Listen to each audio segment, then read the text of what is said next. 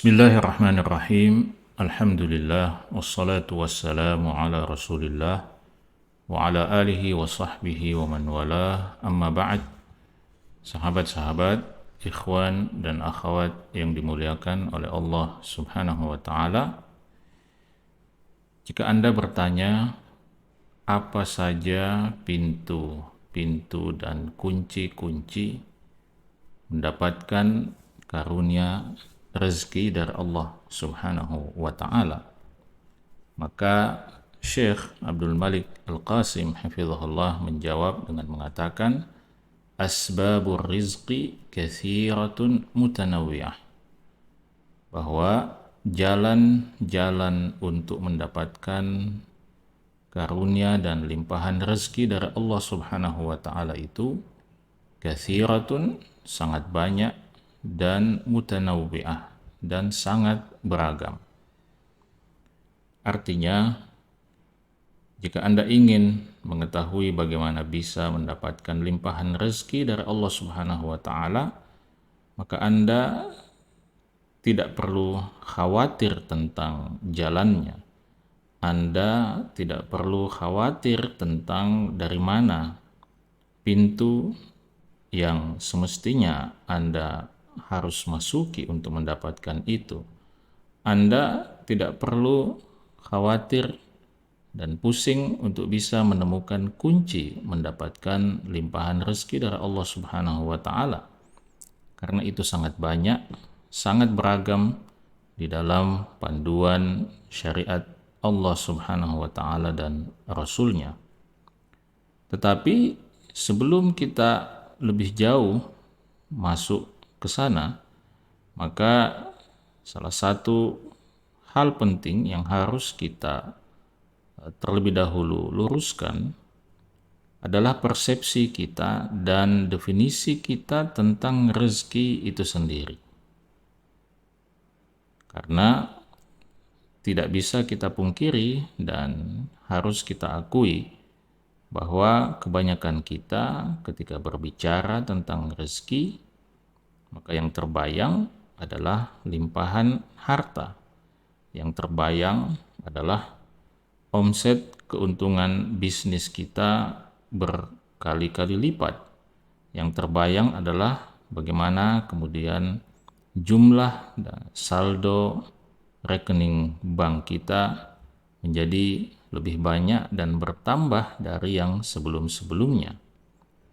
Nah, dengan cara pandang seperti itu, sebenarnya kita telah membatasi ruang bagi rezeki itu sendiri. Kita hanya membatasi karunia dan limpahan rezeki Allah Subhanahu wa taala hanya pada nilai-nilai nominal rupiah atau nilai-nilai harta keduniaan, dan melupakan bahwa di sana ada begitu banyak jenis limpahan rezeki yang Allah berikan kepada kita. Nah, jadi sahabat-sahabat yang dimuliakan oleh Allah Subhanahu wa taala, ini adalah hal penting yang harus kita koreksi terlebih dahulu, yang harus kita luruskan terlebih dahulu sebelum kita berbicara lebih panjang lebar tentang rezeki itu. Bahwa rezeki itu, kata rezeki itu sendiri adalah sebuah kata yang mencakupi banyak hal. Mencakupi seluruh karunia nikmat yang Allah Subhanahu wa taala berikan kepada kita. Dan tidak terbatas hanya pada nominal-nominal rupiah, nominal-nominal saldo, dan bentuk-bentuk fisik atau bentuk-bentuk materi lainnya yang selama ini kita asumsikan sebagai rezeki kita. Dan karena kita atau sebagian kita mungkin tidak bisa atau tidak mendapatkan rezeki dalam bentuk nominal rupiah itu, dalam bentuk unit-unit properti misalnya, maka kita menganggap bahwa kita tidak mendapatkan rezeki dari Allah Subhanahu wa taala.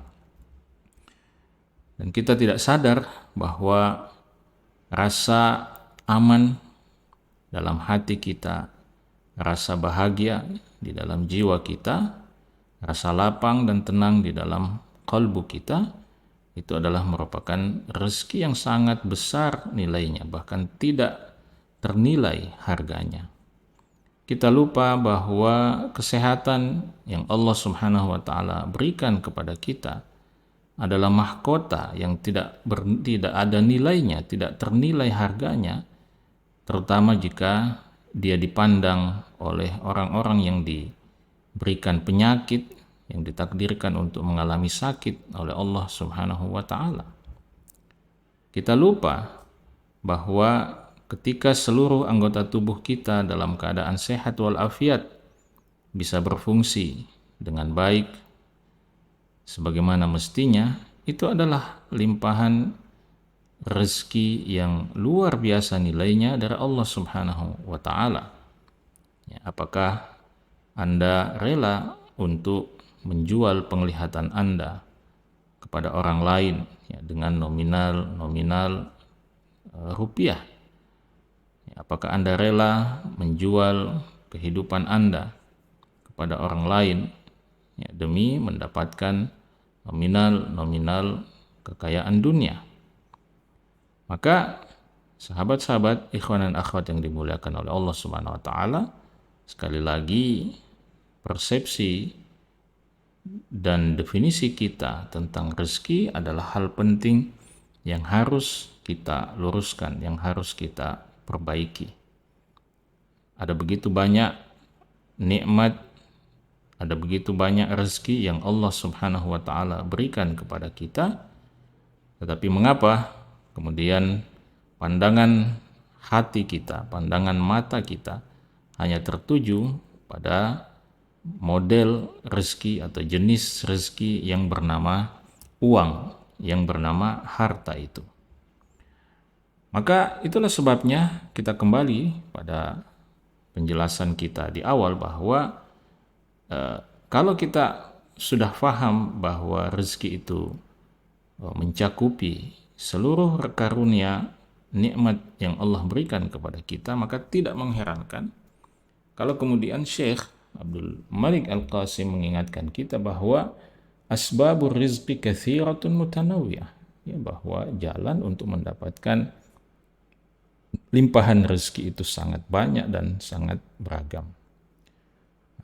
Lalu apa saja jalan untuk bisa mendapatkan limpahan rezeki dari Allah Subhanahu wa taala dengan perspektif yang tadi kita sebutkan, bukan dalam perspektif atau cara pandang kebanyakan manusia bahwa rezeki itu adalah nominal rupiah. Nah, ada banyak cara, tetapi kita bisa menyimpulkan semua cara itu dalam setidaknya 2 atau 3 poin saja. Yang pertama, kata Syekh Abdul Malik Al-Qasim, adalah luzumut taqwa. Luzumu at-taqwa. Yaitu kita berkomitmen untuk melazimi jalan ketakwaan kepada Allah Subhanahu wa taala. Apa artinya jalan takwa? Artinya adalah bahwa kita berkomitmen untuk berusaha semaksimal mungkin menjalankan dan mematuhi perintah-perintah Allah Subhanahu wa taala dan menjauhi larangan-larangan Allah Subhanahu wa taala. Atas dasar ini, sahabat-sahabat sekalian, maka sebenarnya ketaatan dan amal soleh yang kita lakukan itu semuanya pada dasarnya adalah jalan, adalah pintu dan kunci untuk bisa mendapatkan karunia rezeki dari Allah Subhanahu wa taala. Ketika seorang hamba menjaga ibadahnya, ketika seorang hamba menjaga amal solehnya, maka dia akan dikaruniai kebahagiaan oleh Allah Subhanahu wa taala. Dan apakah ada rezeki yang lebih bernilai dari sebuah kebahagiaan? Ketika Anda berkomitmen berzikir dan selalu mengingat Allah Subhanahu wa taala, maka Allah akan karuniakan kepada Anda al-itmi'nan atau at-tuma'nina, ketenangan jiwa. Lalu apakah ada harta? Apakah ada kekayaan? Apakah ada rezeki yang lebih bernilai daripada sebuah ketenangan jiwa? Di luar sana Anda tahu bahwa ada banyak sekali manusia yang berlimpah rupiah, berlimpah harta, tetapi hidupnya tidak tenang.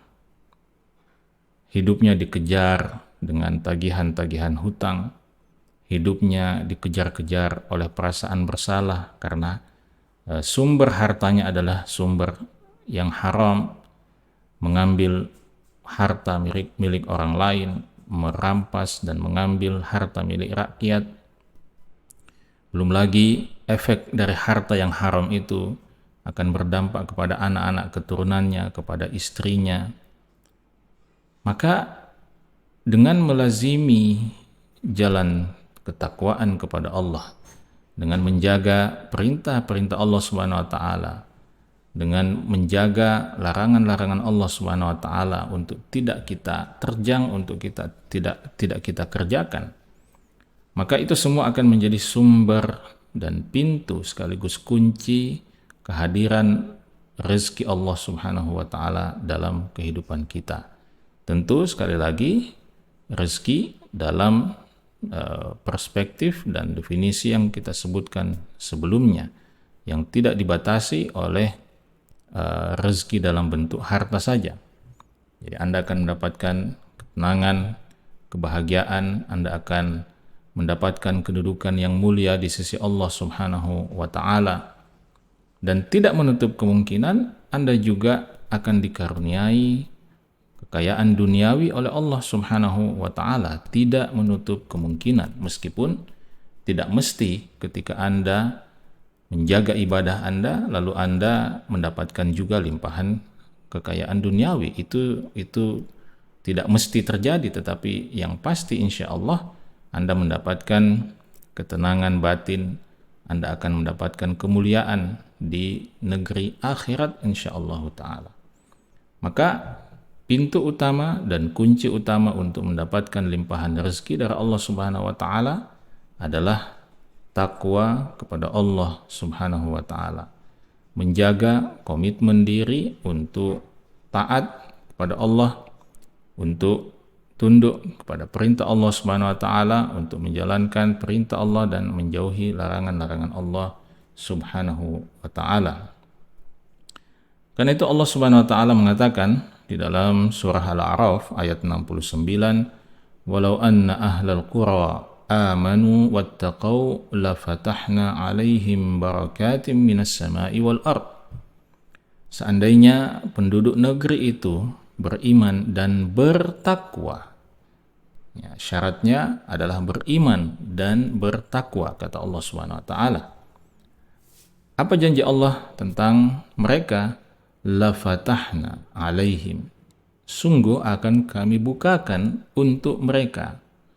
Apa yang akan Allah bukakan? Barakatim minas sama, keberkahan-keberkahan, pintu-pintu keberkahan dari langit dan bumi. Di sini Allah Subhanahu wa taala menggunakan kata barakat yang merupakan bentuk jamak atau bentuk plural dari barakah untuk menunjukkan betapa banyaknya pintu-pintu keberkahan itu dan betapa banyaknya jenis dan model keberkahan itu.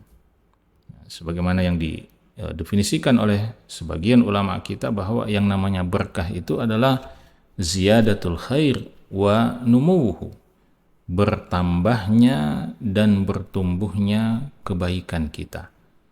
Kebaikan dalam bentuk apapun. Kebaikan dalam bentuk kesalehan, kebaikan dalam bentuk kebahagiaan, kebaikan dalam bentuk ketenangan, termasuk juga kebaikan dalam bentuk harta, benda, kekayaan. Itu semua adalah bagian dari keberkahan yang akan dibukakan pintu-pintunya oleh Allah Subhanahu wa taala untuk kita dari langit dan juga dari bumi. Tetapi syaratnya, kata Allah Subhanahu wa taala, adalah al-iman wat taqwa, keimanan dan ketakwaan. Nah, karena itu sebagai konsekuensinya maka pintu yang kedua atau kunci rezeki yang kedua, pintu limpahan rezeki yang kedua adalah dengan memperbanyak istighfar dan bertaubat kepada Allah Subhanahu wa taala. Seorang hamba yang bertakwa kepada Allah, seorang hamba yang takut kepada Allah, yang takut kepada siksa Allah di neraka, maka dia pasti akan mewujud menjadi seorang hamba yang tidak henti-hentinya beristighfar, memohon ampun kepada Allah, yang tidak henti-hentinya bertaubat kepada Allah Subhanahu wa taala. Adalah sebuah omong kosong ketika ada seorang hamba yang mengaku dirinya bertakwa kepada Allah, tetapi kemudian malas menempuhi jalan istighfar dan taubat kepada Allah. Itu adalah satu hal yang tidak mungkin terjadi pada seorang hamba yang betul-betul bertakwa kepada Allah Subhanahu wa taala. Kita semua mengetahui dengan baik bahwa baginda Rasulullah sallallahu alaihi wasallam sebagai sosok manusia yang paling bertakwa, Sayyidul Anbiya'i wal Mursalin, beliau adalah nabi dan rasul yang paling mulia di antara semua nabi dan rasul. Tetapi beliau pula yang menjadi sosok manusia yang tidak putus-putusnya beristighfar kepada Allah Subhanahu wa taala. Setidak-tidaknya beliau beristighfar 70 sampai 100 kali dalam satu hari, meskipun beliau adalah orang yang dosanya telah diampuni oleh Allah Subhanahu wa taala. Maka sahabat-sahabat, ikhwan dan akhwat yang dimuliakan oleh Allah Subhanahu wa taala, ya, akan sangat lucu, akan sangat aneh ketika kita mengaku diri sebagai hamba yang bertakwa kepada Allah, sebagai hamba yang takut kepada Allah Subhanahu wa taala, tetapi hidup kita kosong, hidup kita sepi dari ungkapan-ungkapan istighfar, dari upaya-upaya untuk bertaubat kepada Allah Subhanahu wa taala. Dan itu sebagian ulama menyebut bahwa yang namanya taubat itu adalah wazifatul umur. Taubat itu adalah wazifatul umur, pekerjaan seumur hidup. Pekerjaan yang harus kita lakukan seumur hidup kita. Sejak kita eksis dan wujud di atas muka bumi ini, sampai kemudian kita hilang, kita berakhir dari kehidupan di atas muka bumi ini, maka selama itu pula kita harus menjadikan taubat sebagai pekerjaan seumur hidup kita, sebagai pekerjaan setiap hari kita, sebagai pekerjaan setiap waktu kita. Ada begitu banyak dosa yang kita lakukan, tetapi kebanyakan dari dosa itu menjadi dosa yang tidak kita sadari, atau dia menjadi dosa yang begitu mudah untuk kita lupakan. Kita melakukannya seperti yang digambarkan ya, di dalam sebuah pernyataan yang dinisbatkan kepada sebagian ulama salaf, bahwa perbedaan antara seorang mukmin dengan seorang munafik adalah bahwa seorang munafik itu melihat dosa-dosa yang dilakukan tidak lebih ibarat seperti seekor lalat yang hinggap di hidungnya, lalu dengan mudah, dengan remehnya dia menepis lalat itu hingga lalat itu terbang. Jadi seorang munafik menganggap remeh dosa-dosa yang dia lakukan. Dia menganggap dosa itu seperti seekor lalat yang hinggap, kemudian dia tepis saja, lalu kemudian dosa itu bisa hilang begitu saja. Seorang mukmin tidak seperti itu cara pandangnya. Seorang mukmin selalu takut kepada Allah. Meskipun dia telah banyak melakukan amal soleh, meskipun dia telah banyak melakukan ibadah, tetapi dia selalu cemas, dia selalu takut, dia selalu khawatir apakah amal kebaikan itu diterima oleh Allah Subhanahu wa ta'ala. Sebagaimana dia juga selalu khawatir Jangan sampai ada dosa-dosa yang belum dia taubatkan, belum dia istighfarkan kepada Allah Subhanahu wa taala. Maka salah satu kunci utama, salah satu pintu utama mendapatkan limpahan rezeki dari Allah Subhanahu wa taala adalah dengan banyak bertaubat dan banyak beristighfar. Kata Allah Subhanahu wa taala, "Faqultu astaghfiru rabbakum innahu kana ghaffara." Maka aku katakan, mohon ampunlah kalian kepada Tuhan kalian, innahu kana ghaffara. Ini dalam surah Nuh. Innahu kana ghaffara, sungguhnya dia Allah Subhanahu wa taala itu Maha Pengampun. Yursilis samaa 'alaikum midrara. Allah Subhanahu wa taala akan mengirimkan langit kepada kalian yang menurunkan tetesan-tetesan hujan. Jadi Allah Subhanahu wa taala menyebut kalimat ini sebagai dampak, sebagai efek dari istighfar yang disebutkan pada kalimat sebelumnya. Seakan-akan Allah Subhanahu wa taala mengatakan kepada kita, mohon ampunlah kepada Allah Subhanahu wa taala, maka niscaya Allah akan mengirimkan hujan, akan mengirimkan langit dengan semua kebaikan-kebaikannya yang akan diturunkan kepada kalian. Wa yumdidkum bi amwali wa banin, dan Allah Subhanahu wa taala akan mengaruniakan kepada kalian harta, benda dan keturunan-keturunan. Wa yaj'al lakum jannat, dan Allah Subhanahu wa taala akan mengaruniakan taman-taman yang indah bagi kalian. Wa yaj'al lakum anhara, dan akan mengaruniakan kepada kalian sungai-sungai yang dialiri oleh air. Maka di dalam rangkaian ayat ini Allah Subhanahu wa taala menyebutkan limpahan rezekinya sebagai dampak, sebagai akibat dari istighfar yang dipanjatkan oleh hamba-hamba Allah Subhanahu wa taala. Ya, meskipun tentu saja kita menekankan kembali bahwa limpahan rezeki dari Allah Subhanahu wa taala itu begitu luas cakupannya. Tidak hanya terbatas pada harta, benda dan kekayaan-kekayaan yang sifatnya material.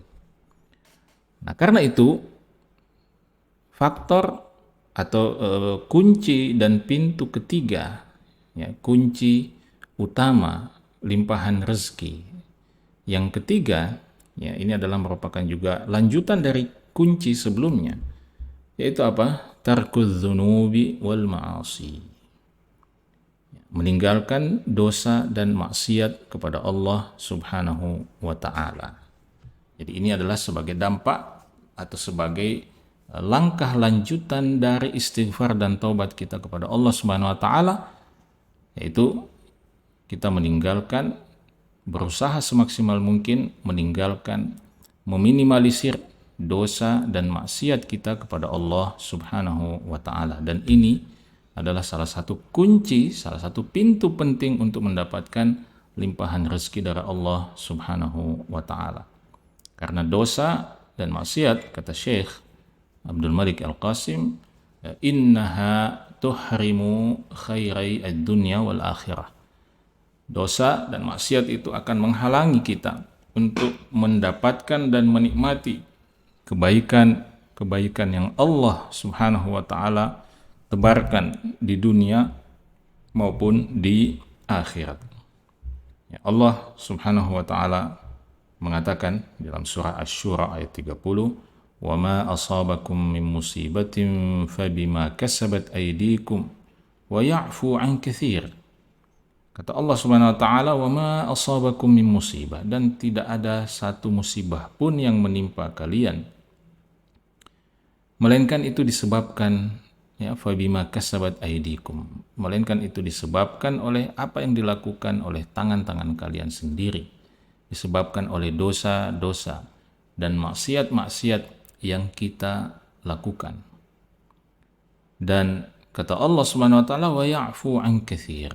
Dan Allah Subhanahu wa taala sudah memaafkan begitu banyak. Artinya yang Allah tutupi, yang Allah maafkan itu sudah begitu banyak, sehingga musibah yang kita alami pada kehidupan dunia kita itu disebabkan hanya sebagian kecil dari dosa dan maksiat yang kita lakukan.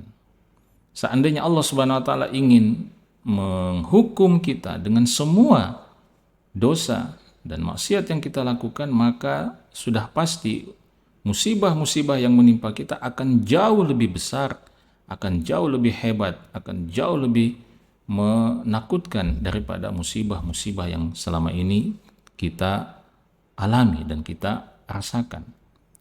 Maka sahabat-sahabat, ikhwan dan akhwat yang dimuliakan oleh Allah Subhanahu wa taala, Nabi kita Muhammad sallallahu alaihi wasallam juga pernah mengatakan, inna rajula la yuhramu